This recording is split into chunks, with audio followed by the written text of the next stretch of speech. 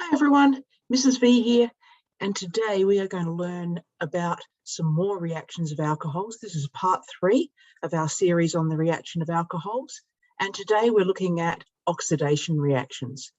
So let's get the PowerPoint on and learn some more.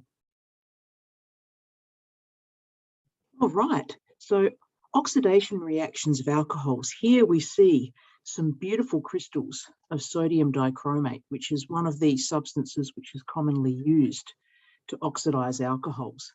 So let's begin. The first thing we need to do is have a quick review about classifying alcohols as primary, secondary, or tertiary. So you'll remember primary alcohols, the hydroxyl-bearing carbon, which is what we call the carbon atom that the hydroxyl group is attached to. For primary alcohols, that hydroxyl-bearing carbon here is only attached to one other carbon atom. In actual fact, though, what's more important is that that hydroxyl-bearing carbon is bonded to 2 hydrogen atoms. That's the more important thing in their reactions. For a secondary alcohol, the hydroxyl-bearing carbon here is attached to 2 other carbon atoms.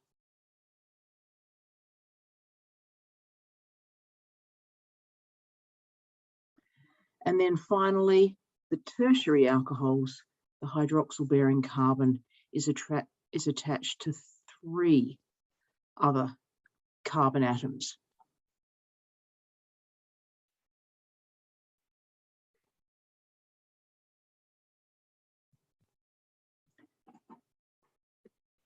So let's have a quick practice. Let's check our knowledge with a few examples. I want you to pause the video and I want you to classify each of these alcohols as primary, secondary, or tertiary. We'll be back in a sec with the answers. Okay, so let's find the hydroxyl-bearing carbon. Sometimes this is called the carbonyl carbon as well. How many carbons is that attached to? 1, 2, 3, meaning that that is a tertiary alcohol. Sometimes you'll see tertiary written as a 3 degrees. Okay, our next example. Here's our carbonyl carbon, or our hydroxyl-bearing carbon. How many other carbons is it bonded to? 1, 2. So that is secondary. Sometimes we write that as 2 degrees. All right, next example. Here's our hydroxyl-bearing carbon, or our carbonyl carbon. How many carbon atoms is it attached to? 1, 2, 3, making this one tertiary. Here's a tricky one. We're working with a skeletal formula. So this here is the hydroxyl-bearing carbon. How many carbons is it attached to? 1, 2. Therefore, that is secondary. Here in our next example is the hydroxyl-bearing carbon. How many carbons is that attached to? Just 1, making that primary. And primary, of course, is written 1 degree. And then finally, here's our hydroxyl-bearing carbon. How many carbons is it attached to? 1, 2, making that secondary. How did you go with those? All right, moving on. It's important we can do that because the oxidation reactions of alcohols depend very much, the reaction products depend on whether you started with a primary, a secondary, or a tertiary alcohol, as we will see. But let's look at some common oxidants. Common oxidants that we use to oxidize alcohols are the dichromate ion, Cr2O7-, the permanganate ion. They are both strong oxidants. Sometimes, though, we need a weaker oxidant. We need something that's much milder. And pyridinium chlorochromate, or PCC, I wonder why they called it PCC, is used in that instance. So let's have a look at what these look like. The dichromate ion has a distinct orange color, and you can see here in the half equation, the product of the reaction is the chromium 3 ion. Now, the chromium 3 ion has either a blue or a green color. And so in this particular reaction, if a reaction had occurred, you would notice a color change occurring from orange to green. Sometimes it looks a little bit brown because you've got a little bit of extra dichromate left over mixed in with the green. So sometimes it looks like it's going brown. Okay, the permanganate ion. In the half equation, you can see it makes manganese 2 ions. Now, the permanganate ion is a very, very deep magenta color. And the manganese 2 ion is colorless. So what we see when this equation is occurring is we see a fading as we go from the permanganate to the colorless manganese 2 ion. We see a fading of the pink color or the magenta color. It often doesn't go completely colorless, often just get that fading of the pink color. And PCC, just to let you know that PCC is orange, very much like the dichromate ion. All right, moving on. Let's have a look at oxidation of primary alcohols. Now, both primary and secondary alcohols are readily oxidized by acidified potassium permanganate or potassium dichromate. Might be sodium dichromate or sodium permanganate as well. Usually, permanganate ion comes as potassium and the dichromate ion comes as sodium. Depends what you have in your chemical cupboard. Tertiary alcohols generally don't undergo oxidation reactions, even with really strong oxidants. So even though both primary and secondary alcohols are oxidized, they don't make the same products. So what we have, if we start with a primary alcohol, and here's our primary alcohol, we can tell it's primary because the hydroxyl-bearing carbon here is only attached to one other carbon atom. So this is a two-stage oxidation process. In the first stage, we produce what's called an aldehyde. Now, this carbon with a double bond to an oxygen, that's called a carbonyl group. And oxidation of all alcohols always forms a carbonyl group. But in the aldehyde, the carbonyl group is on the end of the carbon chains, making it a terminal carbonyl group. Now, aldehydes themselves are extremely susceptible to oxidation. So they are oxidized very easily under the conditions of acidified dichromate or acidified permanganate into carboxylic acids. So carboxylic acids have a terminal group. This is the carboxylic acid group.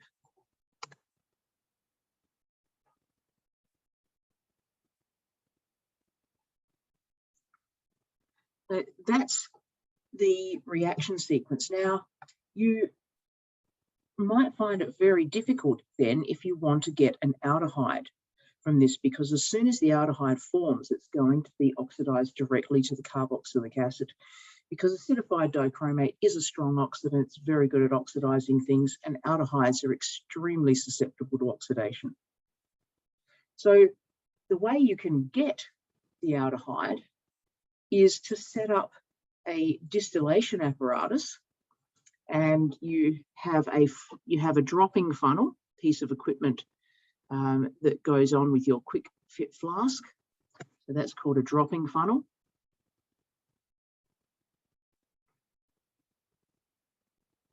And you put your ethanol and your potassium dichromate into that dropping funnel. Now, if we go back to where we saw the half equation for dichromate, you might notice that the dichromate the half equation requires hydrogen ions, and similarly as does the permanganate half equation. And without those hydrogen ions, the reaction can't proceed. So to make sure in the dropping funnel that the reaction is not occurring there, what we do is we put our hydrogen ions in the distillation flask, we get it nice and hot. In fact, you'd have some sulfuric acid and you'd just be gently boiling that. And then you open the tap of the dropping funnel here, just to set up a really slow drip of those reactants. As soon as they hit the sulfuric acid and the H plus are available for the half equation, then you'll get oxidation of that primary alcohol to the aldehyde. Now, aldehydes have super low boiling points because they can't form intermolecular hydrogen bonds. So the aldehyde will boil instantly. Its hot sulfuric acid is definitely way above the boiling point of an aldehyde. So as soon as it forms, it's going to vaporize, and that's going to remove it from any other potassium dichromate. So it won't be oxidized any further.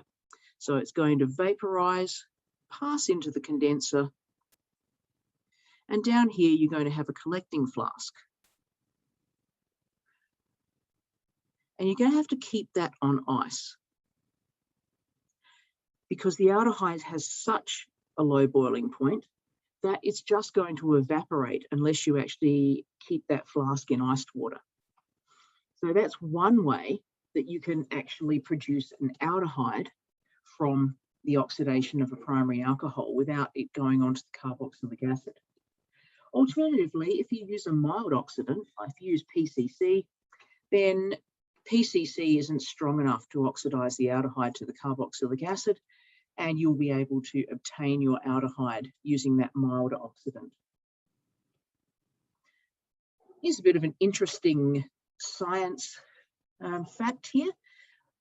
When breathalyzers first came out, the breathalyzer machine actually had a tube of acidified potassium dichromate. And if the person being tested would have to blow into the bag. They actually had a bag on this end. And as their breath passed through the acidified dichromate crystals, if there was ethanol on their breath, then you can see it would turn those crystals to a green color. And if the green color extended beyond this line, then you would actually have cause to believe that the person was over the legal limit for driving. So there you go, applications of chemistry in the real world. Let's have a look at how oxidation of alcohols occurs. So we're going to use the example of butanol, and we're going to look at how it actually produces the aldehyde. So I've done the half equation here for the process. Done that half equation, and I haven't drawn out the structure in that, but you can see that the difference is the aldehyde has 2 less hydrogen atoms than the alcohol, and those hydrogen atoms come off as H+, and this releases 2 electrons. So let's have a look at how that happened. Do you remember when I said for a primary alcohol, what was more important about the hydroxyl-bearing carbon was actually how many hydrogens it was attached to, rather than how many carbons. And that's because these 2 hydrogens are lost as H+.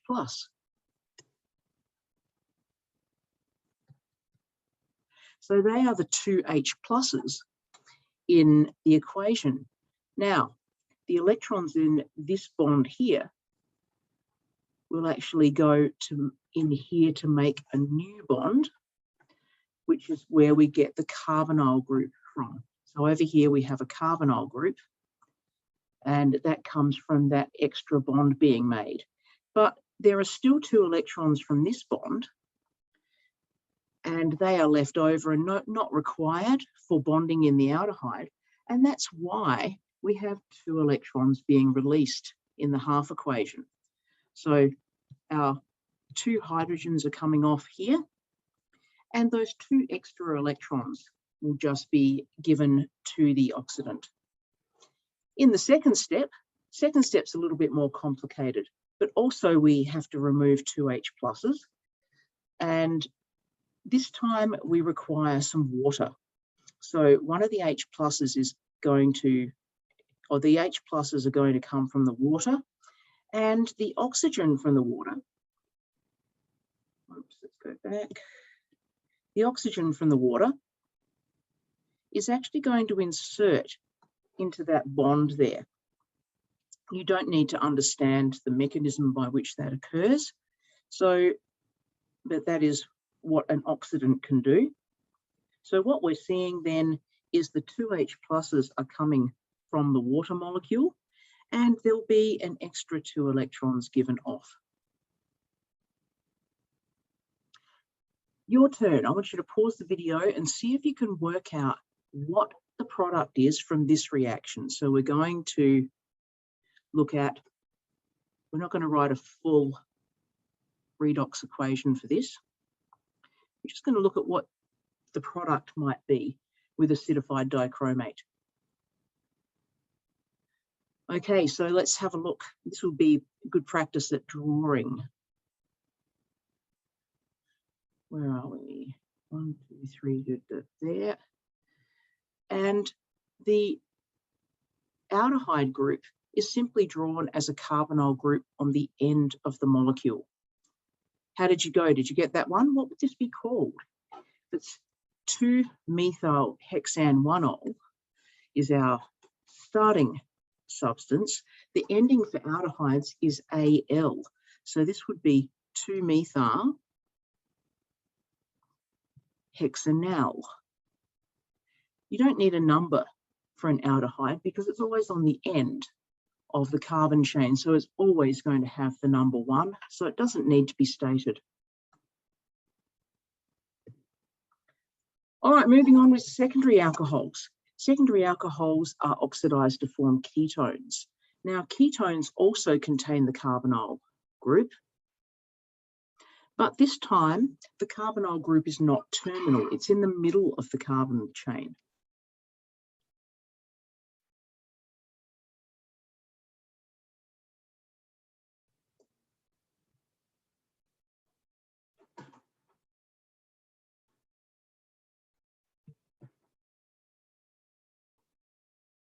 So we call this a non-terminal carbonyl group.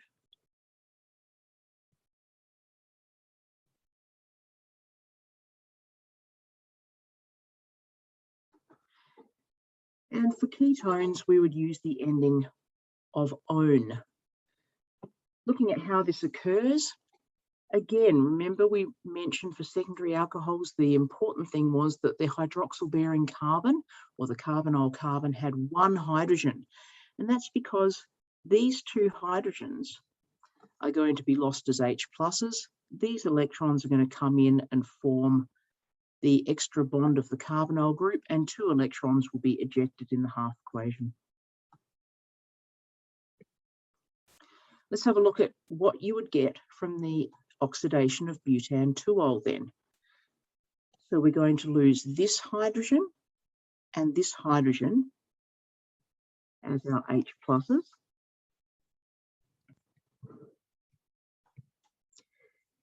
We're going to have these electrons come round and make the double bond that we see here. And then we're going to eject the 2 electrons from this as the 2 E minuses. Okay, and this is called butanone. You might think it might be called butan-2-one because the carbonyl group is the second carbon, but you'll notice that if the carbonyl group was on the 3rd carbon, that would simply be the same molecule just rotated in space.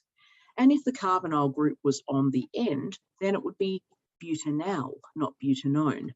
So therefore, it's not necessary to have that 2. You can just call that butanone because there is only one possibility for butanone. So no ambiguity means we don't need a number. Your turn. What are you going to get from the acidified dichromate oxidation of cyclohexanol?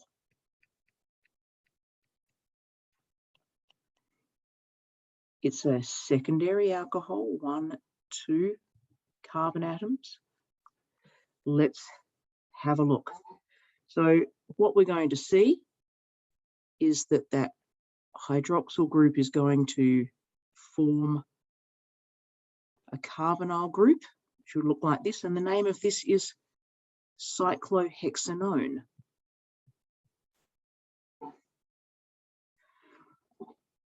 All right, moving on. Oxidation of tertiary alcohols. This is the easiest one of all because it doesn't happen. So let's have a look at the reason for that. In a tertiary alcohol, we could take this hydrogen off and we would find that there's no possibility for this carbonyl group to form because the carbonyl carbon is already forming 1, 2, 3, 4 bonds. And so that cannot happen. So the carbonyl carbon, or sorry, the hydroxyl bearing carbon, I should say,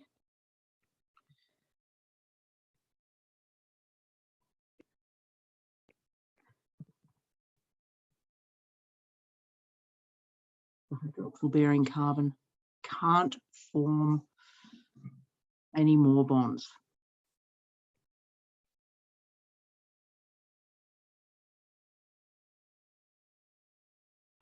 So that means no reaction occurs.